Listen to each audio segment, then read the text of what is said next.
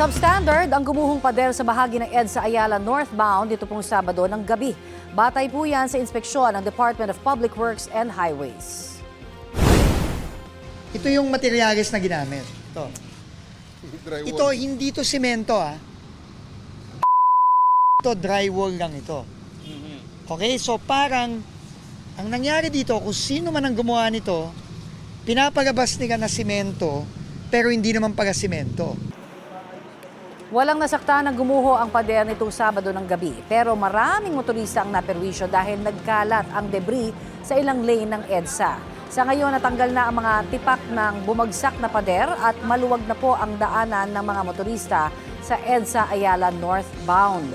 Sabi ni DPWH Secretary Vince Dizon, ipapatawag nila ang kontraktor ng proyekto at ang Makati City Engineering Office para matukoy ang sanhi ng pagguho.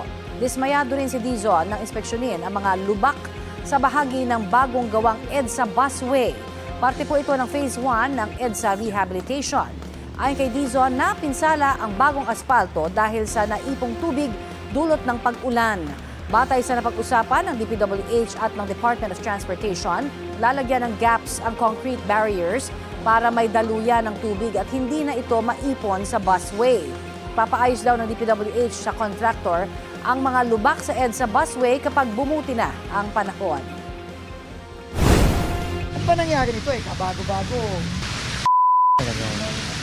Pero dapat na-anticipate natin to Ongoing naman yung project, so lahat to, correction ng kontratista to. Kahit na nagawa na nila yan, uulitin nila yan. Walang choice yan. At no cost sa gobyerno yan.